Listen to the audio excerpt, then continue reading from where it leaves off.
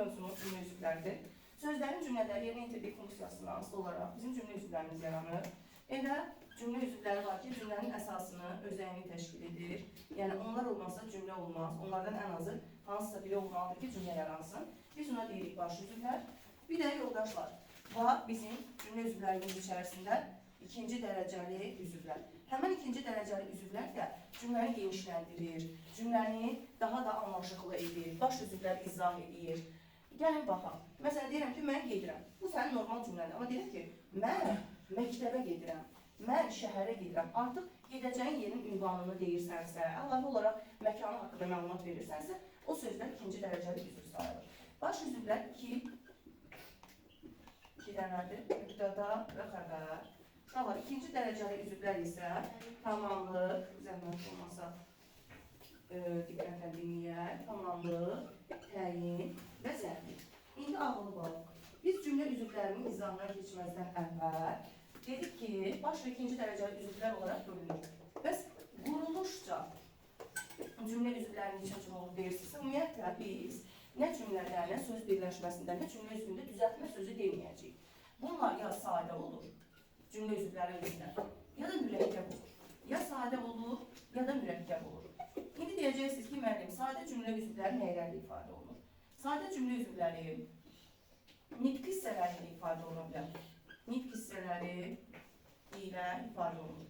Məsələn, deyirəm ki, günəbaxan faydalı bilgidir.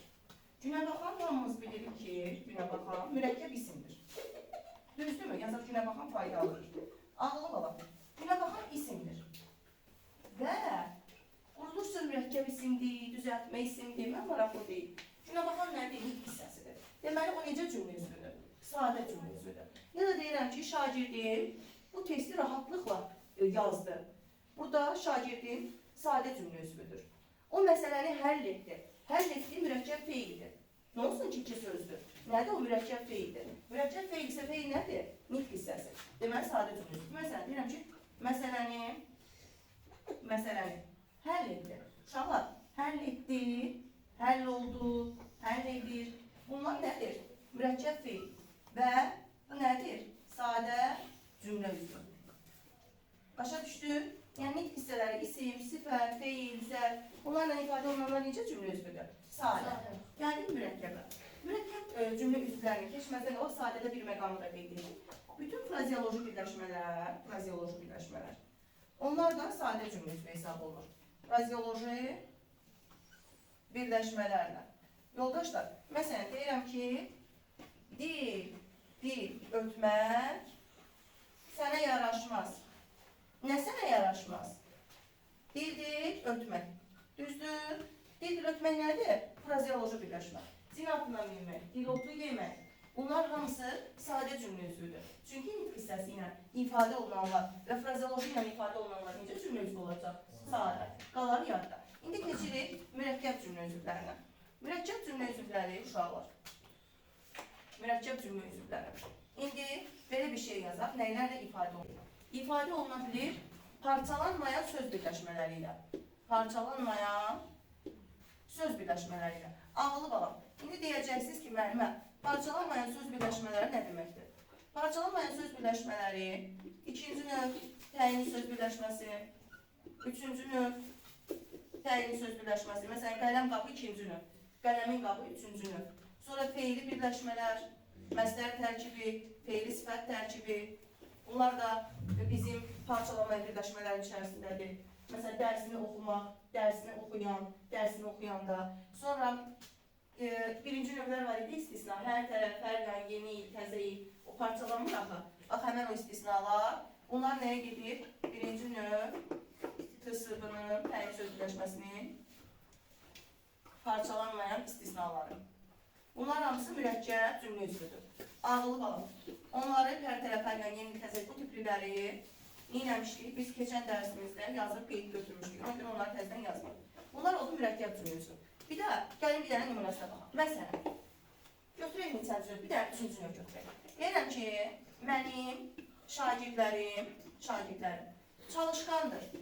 Deyirsiniz ki, müəllimə necədir? Çalışqandır. Ağılı balam. Bu Sizcə necə cümlə üzvüdür çalışqan Nurbəniz? Birinci.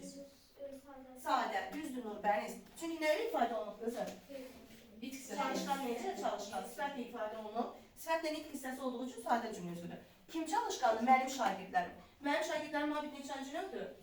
Üçüncü növ. Üçüncü növdürsə, bu parçalanmayan söz birləşməsidirsə, oldu mürəkkəb cümlə üzvü. Aferin, bir götürdü mürəkkəb cümlə üzvü. İndi keçirəm ikinciyə. Buna yazıram sadə cümlə üzvü, cümlə üzvü. Buna da yazar ki, mürəkkəb cümlə üzvü. İndi ağılın. Bir də mürəkkəb adlarla ifadə oluna bilər. Mürəkkəb cümlə üzvləri. Mürəkkəb adlarla. Mürəkkəb adlar ölkə adı, dağ adı, dəniz adı, okean adı, ad soyadlar, məsələn Həsən bəy, Fatma xanım, xanım, bəy, xatun tipli titul bildirən sözlər, Rəhim dayı, Fatimə xala, xala bibi sözlər, universitet adları və s. Mürəkkəb adlar var. İndi bir dənəsini yazaq. Məsələn, deyirəm, üzvlər, baş üzvlər, ikinci dərəcə üzvlər bölünür. Baş üzvlər, mübtəda xəbər. Yəni başqa mübtəda var. Mübtəda. Yoldaşlar, mübtəda ilə bağlı, ümumiyyətlə bütün mübtədalarla bağlı. Əvvəla, qeyd edəcəyik ki, işarəsi. Mübtədanın uşaqlar işarəsi düz xəttir. Sualları, hər bir cümlə üzrə sualı bilməli. Sualları kim, nə, hara. Mübtəda nələrlə ifadə oluna bilər? İfadə vasitələri. İsim, sifət, say, zərf, əvəzlik, fikir verin, feildə başqa şey yazmaz. Əvəzlik, feilin isə təsvirlənməyən formalarından olan. Məsəl, feil isfət, feil bağlama olunur, çünki feil bağlama yalnız zərflik ola bilir. Onu biz feil bağlama keçəndə də demişdik. Məsəl, feil isfət, sonra uşaqlar, məsəl tərkibi, sonra yoldaşlar, feili, sifət tərkibi, daha sonra ağlı balam. Birinci növün aslı tərəfi təyin olurdu. Amma əsas tərəfi mübtəda yadınızdadır, tamamlı ismi xəbər ola bilirdi. Birinci növ qısmının, yəni təyin söz birləşməsini aslı tərəfindən qeyd edən təyin olur. Yazaq bir başı, əsas tərəfi. Əsas tərəfi. Sonra uşaqlar, ikinci növ. Üçüncü növ. Sonra mürəkkəb adlar. Sonra frazeoloji birləşmələr. Hamısı nə ola bilir? Hamısı mübtəda ola bilir. İndi gəlin bir dənəsindən nümunə kimi baxaq. Ağlı balaq. Deyirəm ki, məsələn, ürəyinizdə nə keçir, nəyin ifadə olunan olsun? Mürəkkəb ad. Aha, bir nəfər də sifət edir. Gəl sifət kimi yazaq. Mürəkkəb adlar. Dedi ki, ad soyadlar xaricində universitet adı, okean adı. Kürt çayı məsələn. Kürt çayı çay adı. Biz dedik ki, çay, göl, dəniz, bunlar hamısı adlandırırsa, bir mürəkkəb adlar söz birləşməsi olması olur. Kürt çayı məsələn, Azərbaycanda yerləşir. Uşaqlar nə edir? Yerləşir. Xəbər. Xəbər necə xəbərdir? Sadə. Çünki nəyin ifadə olunur? Nitq hissəsindən. Nə yerləşir? Kürt çayı. O necə mübtədadır? Mürəkkəb. Düzdür? Yaxşı. Bir dənəsində yazaq mürəkkəb adlar var. Dedik. Bir dənəsində dedi sifətlər. İciklər. Vuruşurlar. Vuruşurlar kim? İciklər. İcik sözünü hamımız bilirik ki, sifətdir. Üzərinə cəm gəldikdən sonra kim sonra cavab versə belə, bu qrammatik şəkilçidir artıq. Qrammatik şəkilçi sifətdən yeni hissəsi yaratmır. Ona görə sifət ilə sifət olaraq da qalır. Burada mübtədanın sifətlə ifadə olunur. Bu da belə. İndi keçirik xəbərə. Xəbərlər iki cür olur uşaqlar. İsmi xəbər və feili xəbər. Bu da çox rahatdır, ağıllı balım. Bax, ismi xəbəri. Nələrlə ifadə olunur? Yazaq birinci, bax, işarəsi lazımdırsa, ehtiyat üçün yazaq. İşarəsi, belə, yüzsatlı iki dənə. İsmi xəbər. İsmi xəbər, ifadə vasitələri. İfadə vasitələri yoldaşlar. Nələrdir? İsim, sifət, say, zərf, əvəzlik, məslər tərkibi, feili sifət tərkibi. Dikkat edirsiniz, elə ki, mübtədanınkindən eynidir. Sonra yoldaşlar, birinci növ təyin söz birləşməsinin aslı tərəfi iki təyin olur. O zaman əsas tərəfi, daha sonra ikinci növ, üçüncü növ təyin söz birləşməsi,